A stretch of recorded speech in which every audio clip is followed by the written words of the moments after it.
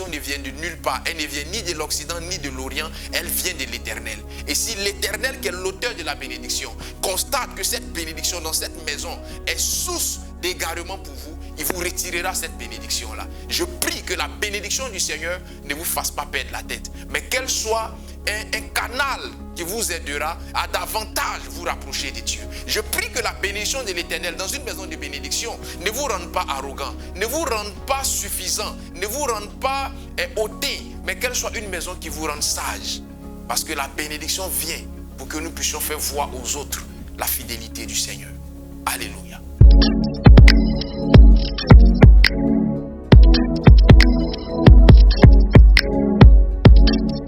Alors, à ce stade de mon développement, à ce stade de notre enseignement, j'aimerais maintenant vous parler de la facette spirituelle et mystique d'une maison.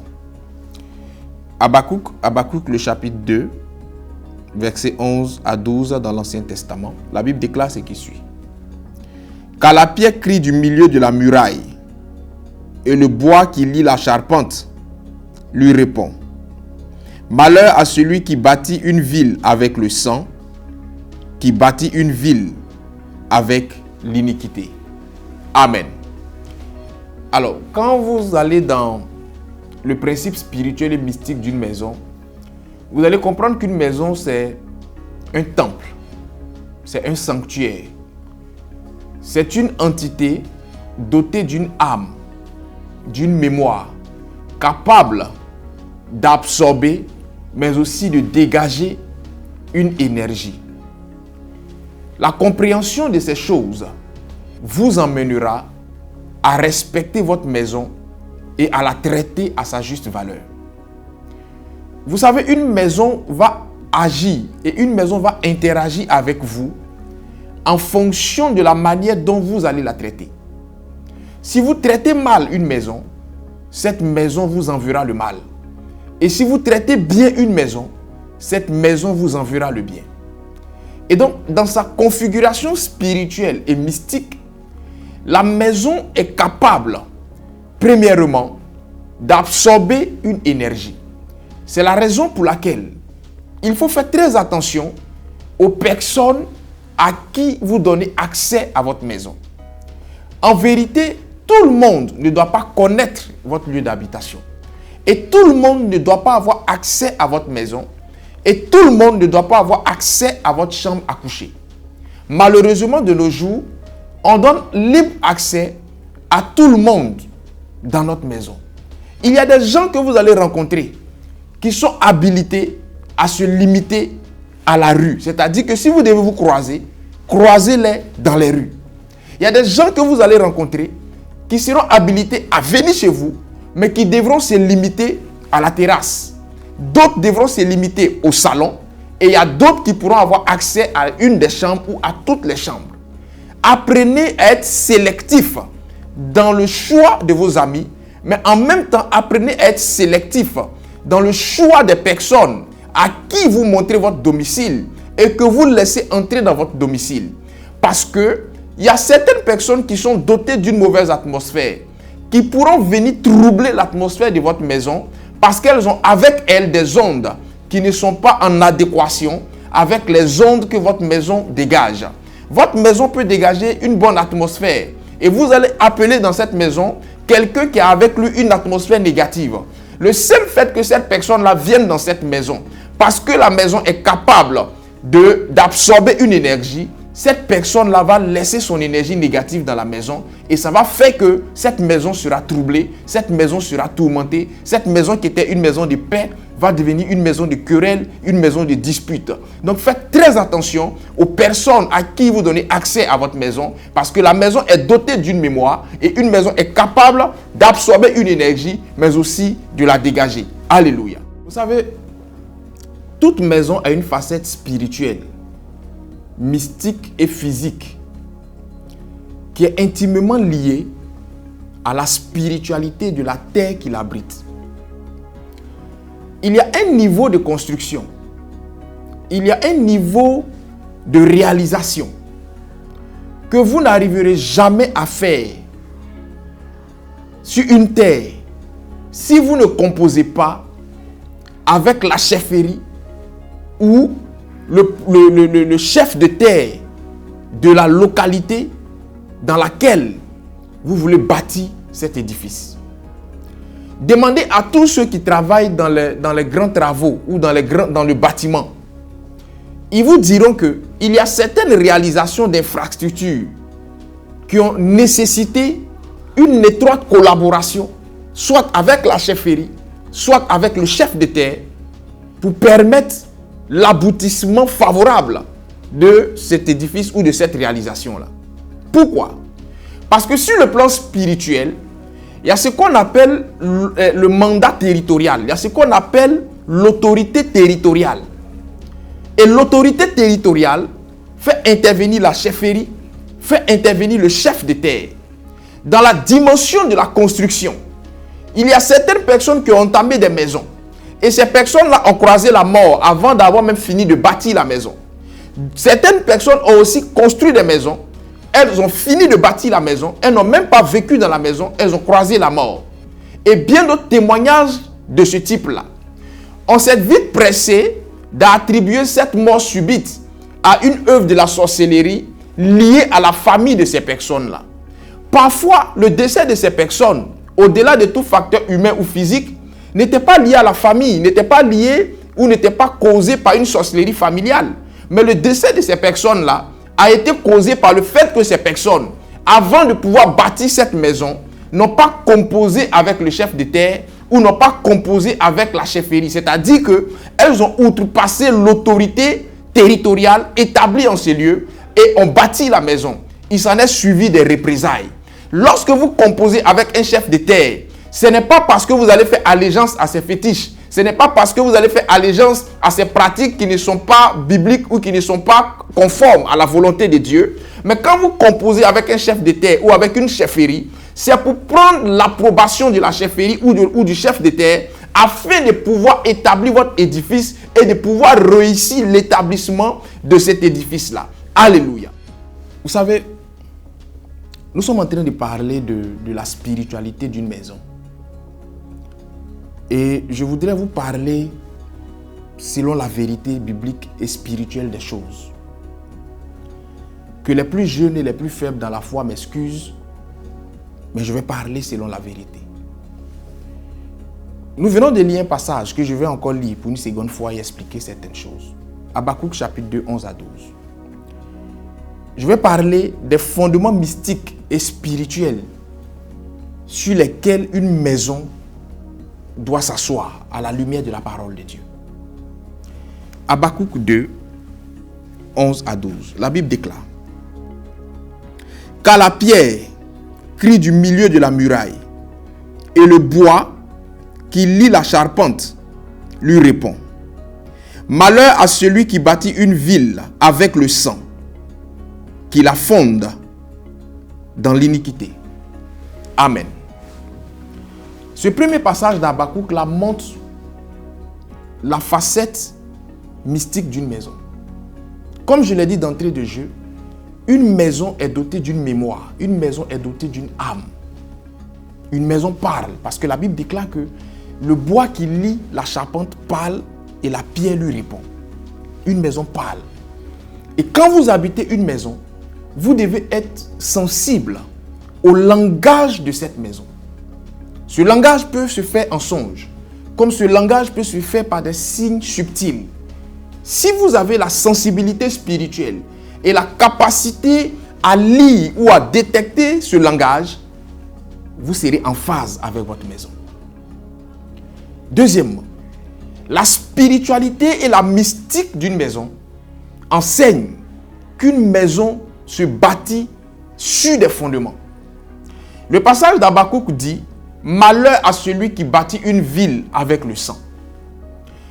En parlant ainsi, Habakkuk fait allusion au sang humain. Il y a certaines personnes qui sont versées dans des pratiques occultes, qui sont versées dans le mysticisme, qui vont jusqu'à faire des sacrifices humains pour bâtir des maisons, pour dresser des immeubles, pour faire des réalisations. La Bible condamne ces choses-là. Parce que toute réalisation qui est assise sur le sang humain finira par recevoir un jugement contre elle Et celui qui est l'auteur de cette réalisation va recevoir un jugement contre lui parce que la Bible déclare « Tu ne tueras point ».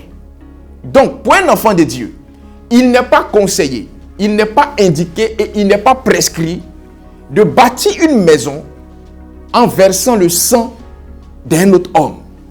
Alléluia. Cela n'empêche que Habakkuk nous révèle une vérité importante. Habakkuk nous révèle que l'un des fondements premiers d'une maison sur le plan mystique et spirituel, c'est le sang. Toute maison, dans sa spiritualité et dans sa mystique, est souvent assise sur le sang. À défaut de verser le sang d'un homme, on peut verser le sang d'un animal avant de bâtir une maison. Que les plus jeunes dans la foi m'excusent. Je parle selon la vérité des choses spirituelles. Maintenant, quand nous immolons un animal avant de bâtir une maison, n'oubliez pas le principe de la dualité en spiritualité. Un sataniste peut verser le sang d'un animal et bâtir une maison.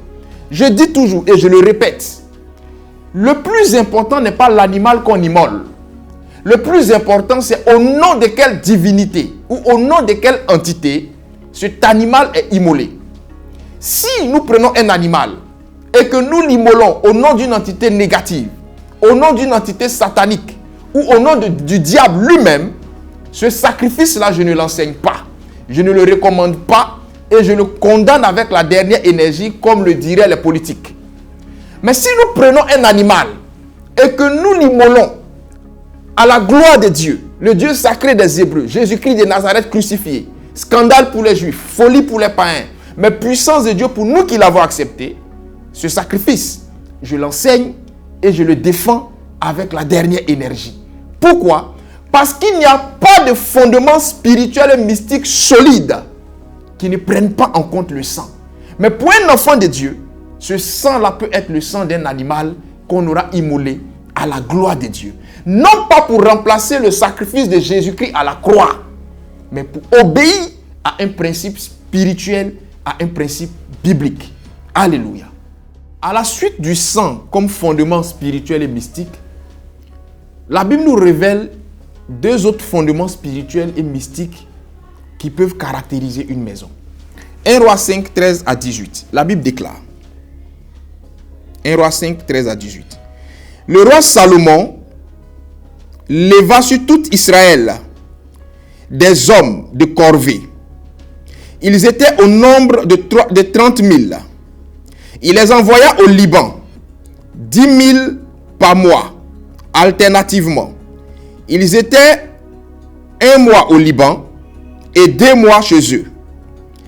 Adoniram était préposé sur les hommes de corvée.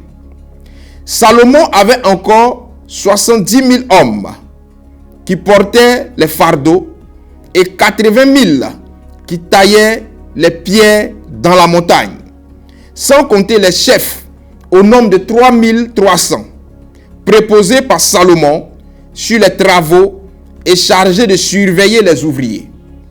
Le roi ordonna d'extraire de grandes et magnifiques pierres de taille pour les fondements de la maison. Les ouvriers de Salomon, ceux de Hiram et les Gibliens, les taillaient et ils préparaient les bois et les pierres pour bâtir la maison. Amen. Le deuxième fondement, ce sont les pierres précieuses. La Bible déclare que Salomon a ordonné qu'on taille les pierres les plus précieuses pour le fondement de la maison. Il y a des maisons que vous allez bâtir qui nécessiteront comme fondement des pierres précieuses. Ça peut être la tourmaline noire, ça peut être la topaze, ça peut être l'émeraude, ça peut être l'escarboucle, ça peut être le jaspe. Mais il faudra une ou plusieurs pierres précieuses. Ça peut être même de l'or, ça peut être du diamant.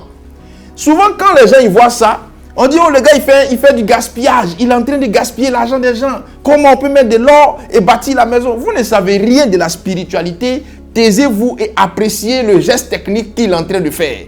C'est quelque chose de très important que ce personnage-là a compris et qu'il est en train d'exécuter. Salomon lui-même, pas parce qu'il était le roi le plus riche, mais Salomon lui-même, dans sa connaissance des choses spirituelles, dans sa sagesse légendaire, a compris qu'on ne pouvait pas bâtir cette maison-là sans mettre des pierres précieuses comme fondement. Si vous devez bâtir une maison, si Dieu vous fait la grâce de bâtir une maison, assurez-vous que dans le fondement de cette maison-là figure une ou plusieurs pierres précieuses. Cela va affecter à cette maison les vertus et les bonnes ondes de ces pierres précieuses-là. Au-delà des pierres précieuses, il y avait la qualité même du bois.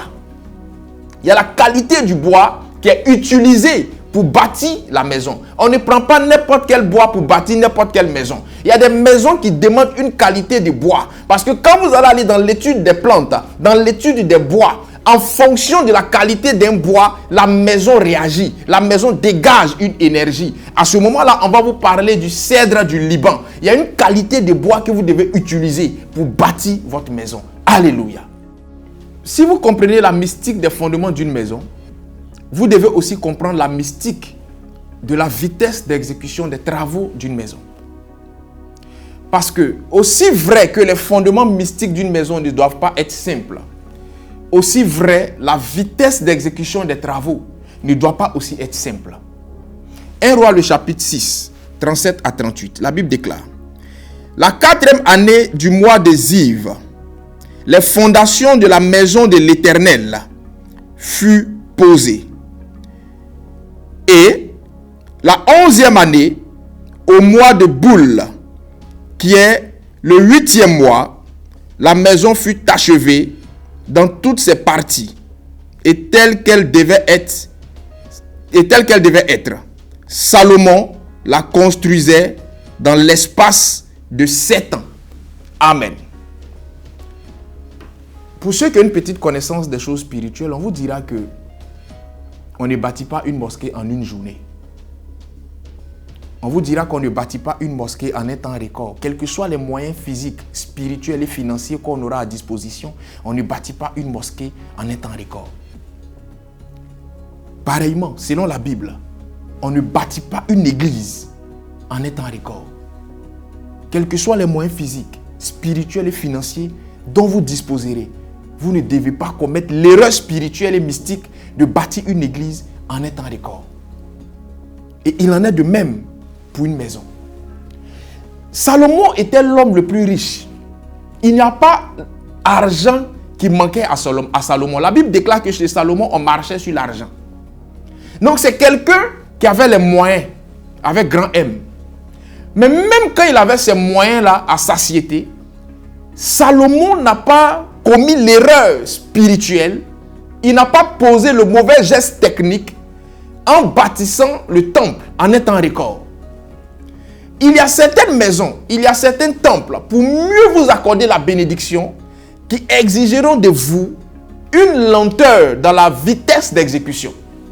Ce n'est pas parce que vous manquez des moyens, mais la donne spirituelle, la connaissance des choses spirituelles et mystiques vous l'impose. Salomon a bâti le temple en 7 ans, bien qu'il avait les moyens. Il y a des maisons que vous allez bâtir en 3 ans. Il y a des maisons que vous allez devoir bâtir en 4 ans. Il y a des maisons que vous allez devoir bâtir en 5 ans, même quand vous aurez les moyens. Pourquoi? Parce que la spiritualité de la terre et la spiritualité de la maison ou du temple que vous voulez bâtir demande ça. Alléluia. Écoutez-moi s'il vous plaît. Vous savez, à un certain âge, si vous voulez préserver vos rapports avec vos parents et avec même vos proches, vous serez obligé d'avoir un chez vous. À un moment donné de votre parcours de vie, si vous voulez être en bon terme avec vos parents, vos amis et connaissances, vous serez obligé d'avoir une maison. Parce que le fait de prendre de l'âge et de toujours rester dans le cocon familial ou dans la cellule familiale, ou le fait d'être à un certain âge toujours sous couvert, peut être une source de discorde entre vous et les autres. Vous savez, il y a 3 clés qui donnent une saveur particulière à la vie. Il y a 3 clés qui donnent un goût particulier à la vie. La première clé, c'est la clé d'un bureau ou d'une activité. Le fait de te lever chaque matin et de prendre la clé de ton bureau, même si ce bureau-là ne te donne pas des milliards, Il y a un petit goût qui ne dit pas son nom qui est dedans. Le simple fait de te lever un matin et de prendre tes affaires pour aller quelque part, ce que j'appelle le bureau, c'est peut-être même une activité, ce n'est pas forcément le bureau au sens propre du terme. Le fait même de te lever le matin, quitter la maison pour aller dans ton activité, il y a un petit goût là qui ne dit pas son nom. Même quand ce n'est pas payé à des milliards, même quand ce n'est pas un salaire de rêve, cette activité-là te procure un petit goût. La deuxième clé, c'est la clé d'une maison. Le fait même de te promener et de savoir que tu seras dans la rue sans regarder la montre parce que tu peux rentrer à toute heure, il y a un petit goût dedans. Le fait de savoir que tu vas rentrer, il n'y aura pas papa ou maman pour te demander où tu es quitté, pour t'engueuler, pour te crier là-dessus, il y a un petit goût. Et le fait même de te promener, d'entendre ce petit bruit clink, clink, clink, clink, clink dans ta main ou bien sur le côté là, il y a un petit goût dedans. Les gens qui savent là savent de quoi je parle. La troisième clé qui donne un goût à la vie, c'est clé de voiture. Le côté même où tu vas prendre clé là même pour gratter dans tes cheveux façon là, il y a un petit goût dedans. Donc arrangez-vous et battez-vous pour avoir ces trois clés là. Parce que ce sont des clés qui vous font vous sentir monsieur pour les hommes. Et ce sont des clés qui vous font vous sentir madame pour une femme. N'écoutez pas les gens qui disent que oh, ça ne sert à rien, tu peux être sous couvert. Oh, ça, mon frère, la vie a une saveur. Et tant qu'on peut agrémenter la saveur de la vie avec ces trois clés-là, il ne faut pas s'en priver. Situé à Attigny, le centre Morija vous ouvre ses portes et met à votre disposition une équipe dynamique pour des consultations spirituelles, des retraites spirituelles, des moments de formation et de recyclage biblique, des moments de prières intenses. Infoline plus 225 0704 25 22 95. Email info tondesparoliers@gmail.com.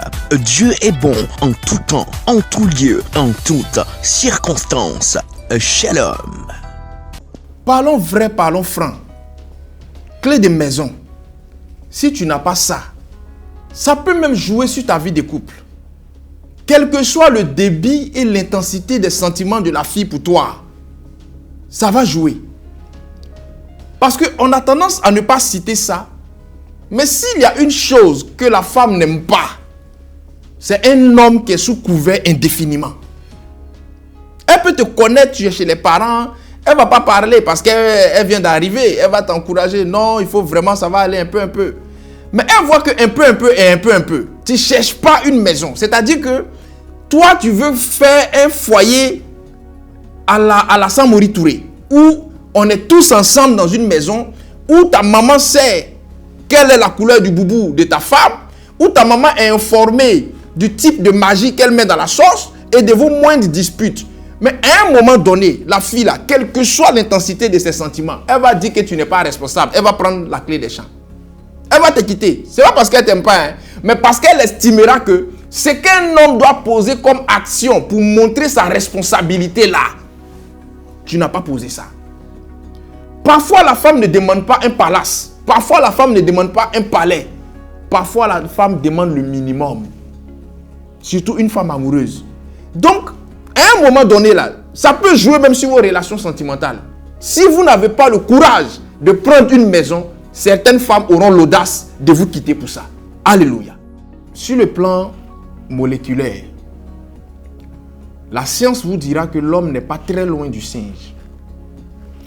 Mais sur le plan spirituel, la spiritualité vous dira que l'homme n'est pas très loin du chien. Vous savez, lorsque le chien arrive quelque part, l'un de ses premiers réflexes, c'est de marquer son territoire par son urine. Lorsqu'un homme arrive quelque part, l'un de ses premiers réflexes doit être de marquer son territoire. Le marquage territorial d'une maison, si vous avez la chance de prendre une maison, respectez le marquage territorial. Et le marquage territorial d'une maison ne se fait pas d'abord physiquement à la base. Il se fait d'abord spirituellement. Pourquoi? Parce que la Bible déclare que les choses visibles tirent les sources de l'invisible.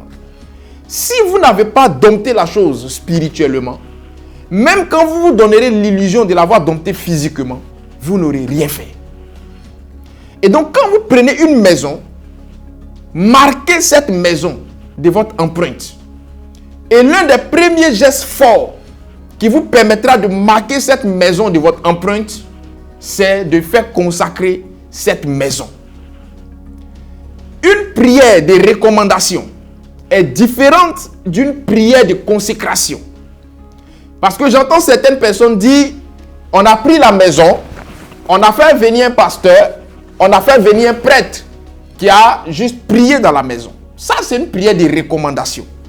La prière de consécration obéit à des principes, à des symboliques, à des gestuels et à des rites sacerdotaux qu'il faut respecter. Lévitique 27, verset 14. Lévitique 27, 14. La Bible déclare, « Si quelqu'un sanctifie sa maison en la consacrant à l'Éternel, le sacrificateur en fera l'estimation selon qu'elle sera bonne ou mauvaise, et l'on s'en tiendra à l'estimation du sacrificateur. » Amen. Donc la consécration, c'est tout un art, c'est tout un ensemble de principes. Lorsque vous prenez une maison, faites appel à un homme de Dieu, que la Bible nomme ici sacrificateur. Et c'est lui, au vu de la maison, au vu de vos objectifs et au vu de ce que le Seigneur lui donnera comme orientation, qui fera l'estimation de la consécration. Toute consécration de maison exige des éléments spirituels et exige ce qu'on appelle une offrande de consécration, que le sacrificateur fixe pour dire, pour faire cette consécration-là, voici l'offrande. C'est ce que la Bible appelle, on s'en tiendra à l'estimation du sacrificateur. Donc lui fait l'estimation selon qu'elle sera bonne ou mauvaise, selon la conviction de l'Esprit de Dieu. Il te dit, voici l'offrande qu'il faut pour consacrer ta maison au vu des objectifs que tu veux atteindre et de ceux que le Seigneur veut atteindre avec toi dans cette maison. Au-delà de ça, il exécute maintenant le rite de consécration que je ne vais pas étaler ici. Ça, c'est le premier acte qui va vous permettre de marquer votre territoire. Alléluia.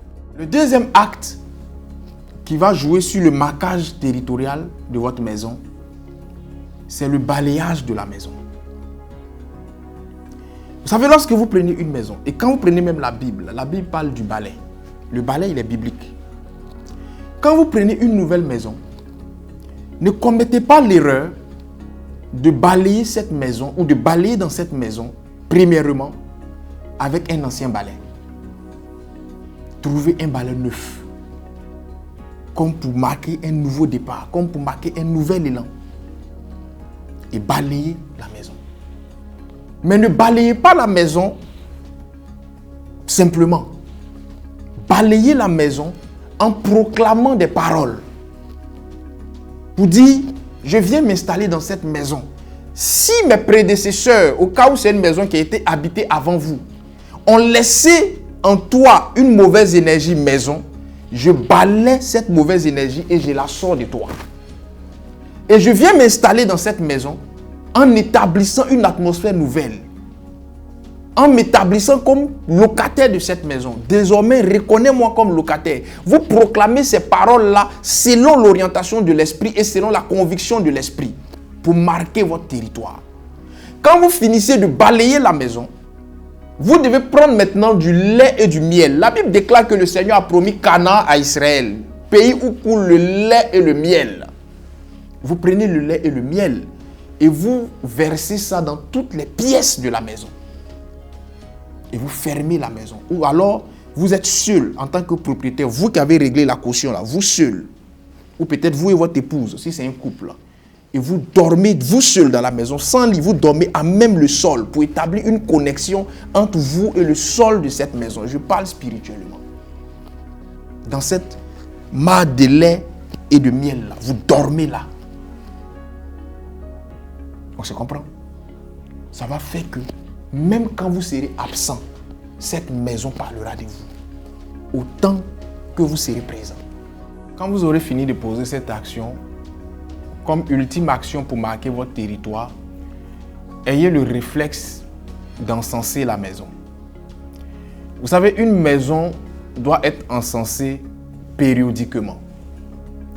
Parce que sur le plan spirituel, on appelle l'encens le parfum des dieux.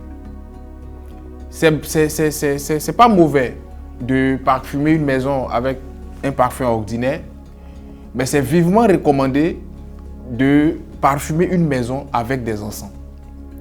Parce que tous ceux qui viendront dans votre maison, que ce soit des amis, que ce soit des connaissances ou des personnes inconnues, chaque personne qui vient dans votre maison vient avec son atmosphère propre à elle.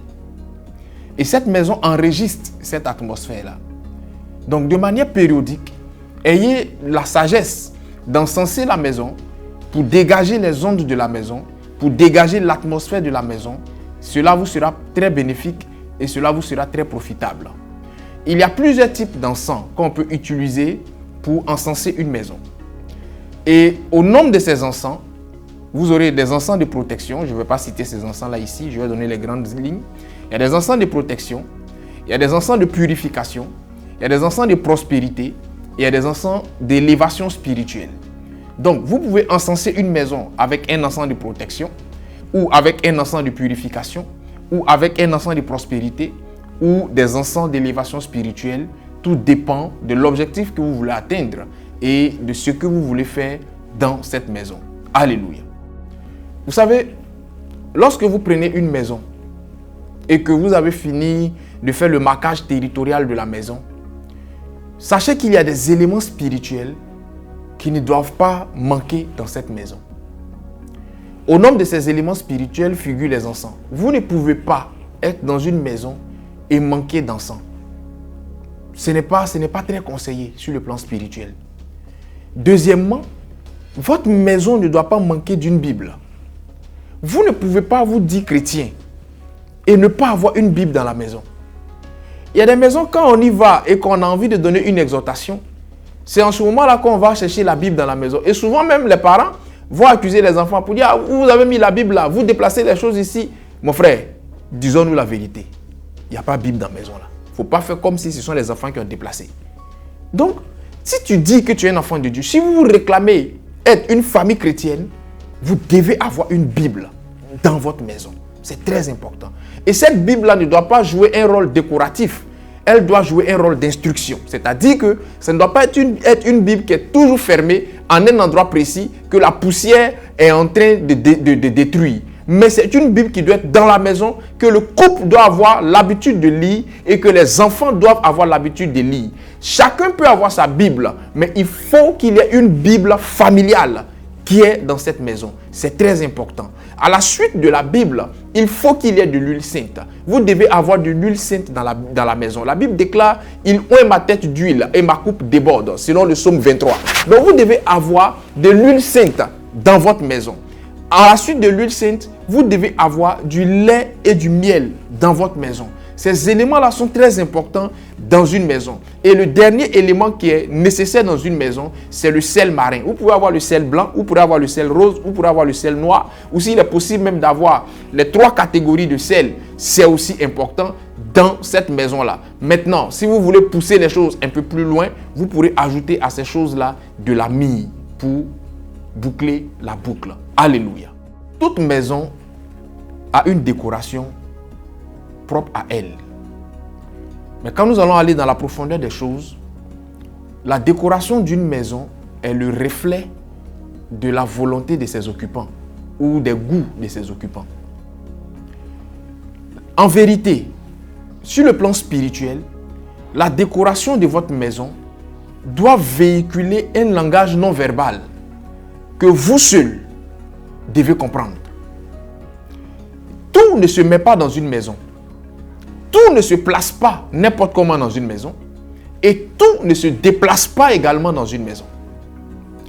Il y a des maisons où vous allez y aller et ne pas emporter avec vous le lit de la maison antérieure ou le matelas de la maison antérieure. Parce que le lit et le matelas sont ces éléments-là qui captent votre énergie authentique. C'est-à-dire que quand vous êtes triste, quand vous êtes malheureux, quand vous êtes dans la douleur, votre lit capte cette énergie-là.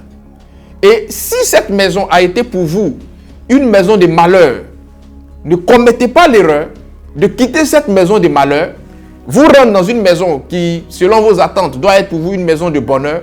Ne commettez pas l'erreur d'y aller avec le lit de la maison de malheur. C'est comme si vous prenez une énergie ancienne et que vous la transportez dans une énergie nouvelle. La Bible déclare que on ne met pas le nouveau vin dans une vieille outre. Donc, évitez de faire du neuf avec du vieux. Ce n'est pas toujours quand on fait du neuf avec du vieux et cela nous réussit. Alléluia. Deuxièmement, lorsque vous entrez dans une maison, dans la décoration de la maison, la première chose qui doit intervenir dans la décoration de la maison, c'est le miroir. Le miroir doit pouvoir être à l'entrée de la porte principale, pas du portail, mais de la porte principale, la porte qui donne accès au salon. Quand on met un miroir à l'entrée de cette porte-là, ce miroir-là, quand il est consacré, parce qu'on peut prendre tout miroir et le mettre là, ça ne va pas avoir un effet. Mais une fois que le miroir est consacré, je vais employer le terme plus spirituel, une fois que le miroir il est chargé spirituellement, il dégage des ondes, il a automatiquement des vertus spirituelles, il devient un élément qui peut agir ou interagir sur le plan spirituel. Donc quand vous mettez un miroir à l'entrée d'une maison, ce miroir-là a un rôle protecteur, mais il a aussi un rôle qui est capable de désarmer toute personne qui vient dans cette maison avec une charge négative consciente ou inconsciente. Ça veut dire que si quelqu'un vient dans votre maison avec une charge négative consciente, c'est-à-dire qu'il vient avec une intention consciente de vous faire du mal, le miroir va désarmer cette personne. Et si cette personne vient avec une charge inconsciente, le miroir également va absorber cette énergie inconsciente de cette personne et va la mettre hors d'état de nuire. Donc quand le miroir il est à l'entrée d'une maison, il joue ce rôle-là. On peut avoir un miroir à proximité de la salle à manger. Quand vous regardez dans mon dos, vous verrez un miroir subtil. C'est un très grand miroir. Et donc quand le miroir il est placé dans le rayon ou à proximité de la salle à manger, il joue un rôle multiplicateur. Il crée un effet d'abondance dans la maison qui va permettre à la maison de toujours avoir de quoi manger, de toujours avoir le blé et la farine, comme on pourra le dire communément. Donc ça, c'est le positionnement de ces éléments-là dans une maison. Je vais maintenant venir sur le positionnement de votre lit. Je ne suis pas en train de refaire la décoration de votre maison, mais je vous donne juste des conseils spirituels. Alors, quand vous allez prendre une maison, évitez de positionner votre lit de telle sorte que lorsqu'on ouvre la porte, on vous voit directement. Évitez ça. Positionnez le lit de telle sorte que, et évitez aussi de positionner le lit de sorte que quand vous êtes couché, votre tête est sous la fenêtre. Évitez ça. Positionnez le lit de telle sorte que lorsqu'on ouvre la porte, vous soyez de profil. C'est encore mieux. Quand on ouvre la porte, vous êtes de profil. Et quand vous ouvrez la fenêtre, les rayons du soleil, puisque vous êtes de profil, peuvent venir sur vous. Ou quand vous êtes face à la fenêtre et que votre regard est face à la fenêtre, quand vous ouvrez, les rayons du soleil peuvent venir sur vous. Ça va avoir un effet favorable sur votre personne, sur la maison et sur vos journées. Alléluia. Vous savez, lorsque vous lisez la Bible, plus précisément en Genèse, la Bible déclare que Dieu a créé le jardin d'Éden. Dieu a mis dans le jardin d'Éden des plantes. Il y a mis des animaux et il y a installé l'homme. Dans l'environnement de l'homme, sur le plan spirituel, Dieu connaît l'importance et le rôle des plantes et des animaux. Lorsqu'on verra quelqu'un prendre une maison et qu'on verra cette personne-là aller payer un chien de race à un prix élevé, aller payer des plantes à un prix élevé, on va estimer que cette personne veut se la jouer blanc ou que cette personne a de l'argent à gaspiller. Vous savez, il y a une race de chiens, il y a une catégorie d'animaux qui, lorsqu'ils sont dans votre maison, lorsqu'ils sont dans votre environnement, ça vous attire la prospérité. Pour certains, ça vous attire la protection. Pour d'autres, ça vous ouvre les portes. Au point que vous soyez capable de rattraper même l'argent que vous avez utilisé pour avoir cet animal.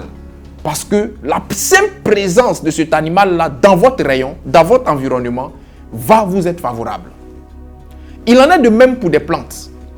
Il y a des plantes qui, étant dans votre rayon ou votre environnement, vont vous protéger, vont vous ouvrir des portes ou vont créer une énergie positive dans votre maison. Si vous avez une maison qui vous permet d'avoir un animal de compagnie, n'hésitez pas à vous doter d'un animal de compagnie de qualité. Si vous avez une maison qui vous permet d'avoir des plantes, n'hésitez pas à vous doter de plantes selon la connaissance des choses spirituelles et selon les vertus spirituelles que ces plantes-là ont. Ne choisissez pas un animal et ne choisissez pas des plantes selon une conception charnelle, mais faites ce choix-là selon une connaissance des choses spirituelles. Dans une maison, il y a des plantes qu'il faut avoir. Ça va vous être très profitable, ça va vous être très bénéfique. Alléluia. Changement de niveau dans la vie dépend de la qualité d'information et du secret que nous recevons. Voici venu le temps de changement que vous avez rêvé depuis longtemps. L'église Temps des Paroliers, avec son leader, le docteur Yazi, vous invite spécialement à des temps uniques de rencontre avec l'Éternel. Programme du dimanche au jeudi. Suivez vos dévotions matinales de 5h à 6h pour mieux démarrer la journée. Tous les vendredis de 21h à 22h. Côte de vie, moment d'enseignement biblique, d'édification et de transformation. Le tout en direct sur la page Facebook Temps des Paroliers. Pour toutes vos retraites spirituelles, l'église Temps des Paroliers organise en présentiel des retraites spirituelles dans son camp dénommé Morija, sur un site paradisiaque à Atingué, à 11 km d'Abidjan, pour des temps de prière, de prophétie, de miracles, de délivrance et de déblocage de tout type. Plus d'informations 07 04 25 22 95, 07 05 82 22 34, 01 43 45 00 40. Dieu est bon en tout temps. La première plante dont je vais vous parler, c'est le pachira ou money tree. C'est une plante d'intérieur qui a la capacité d'attirer dans votre maison une énergie financière positive et de vous ouvrir des portes financières sur le plan spirituel. C'est une plante qui est conseillée aux hommes d'affaires, aux commerçants ou à toutes ces personnes qui travaillent dans le monde des finances. Alléluia. La deuxième plante, c'est l'aloès.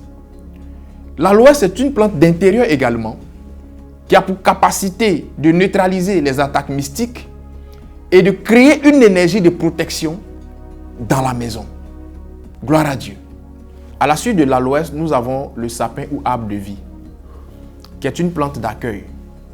Vous pourrez mettre cette plante-là à l'entrée de la maison, à l'entrée du portail, ou même dans la cour. Cette plante-là va créer une énergie qui sera capable de chasser les ondes de la maladie et de créer une convivialité dans la maison. À la suite du sapin ou de l'arbre de vie, nous avons la sauge. La sauge qui est aussi une plante qui est capable d'attirer le positif et d'ouvrir les portes favorables dans une maison.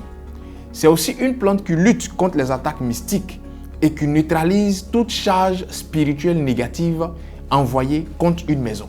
Alléluia. Il y a aussi le lys de la paix. Le lys de la paix, c'est une plante d'amour. C'est une plante qui crée la stabilité dans un couple, qui renforce les liens dans un couple. Et donc, quand vous avez cette plante-là dans une maison, le couple est assez stable et les choses vont dans un sens positif pour le couple et pour la famille en général. Alléluia. Je vais terminer en parlant de deux dernières plantes. D'abord le génévier. Le génévier, c'est cette plante-là qu'on peut utiliser aussi pour faire des encens. Elle est cette plante-là qui lutte contre les attaques de la sorcellerie et contre les sorciers eux-mêmes. Si vous avez cette plante-là à la maison, elle va toujours mettre en échec les attaques de la sorcellerie et déranger toute présence d'un sorcier ou d'une sorcière dans votre maison. À la suite du génévier, il y a la canne de Moïse. La canne de Moïse est cette plante-là qui amplifie l'énergie de la maison. Elle est aussi une plante qui lutte contre les œuvres de la sorcellerie et qui ouvre les portes favorables aux habitants de cette maison-là. Et donc, il est important pour vous, dans la décoration de la maison, dans le positionnement des éléments dans la maison, de ne pas perdre de vue les vertus des plantes. certaines plantes peuvent être positionnées simplement et le simple fait que ces plantes-là soient présentes dans votre environnement, leurs vertus vont automatiquement impacter la maison positivement. Et il y a aussi des plantes qui peuvent être utilisées comme des encens. Une maison, c'est un mixage de beaucoup de choses. Et une maison, c'est travail sur le plan énergétique en termes de plantes, en termes d'éléments subtils, comme j'ai dit tantôt, tels que le miroir, en termes de positionnement, tels que la position du lit, mais aussi en termes de son. Quelle est la qualité sonore de la mélodie que vous écoutez ou des chansons que vous écoutez dans cette maison? Ce n'est pas toujours qu'il faut écouter dans une maison le dernier Roga Roga ou le tout dernier Arafat. Je n'ai rien contre ça. Parfois dans une maison, il faut écouter ce qu'on appelle des musiques d'élévation spirituelle. On peut écouter des adorations, mais des musiques d'élévation spirituelle, des psaumes chantés en hébreu, des musiques qui vont créer une atmosphère, qui vont disposer l'atmosphère à quelque chose de spirituel dans la maison, positivement parlant. C'est très, très, très, très important. Voilà donc ce que je pouvais dire en ce qui concerne la spiritualité d'une maison. Je prie que le Seigneur éclaire votre esprit et vous donne de pratiquer sainement cette connaissance dans vos différentes maisons afin de voir la gloire de Dieu. Que le Seigneur nous bénisse et qu'il nous donne la bonne compréhension des choses. Shalom chez vous.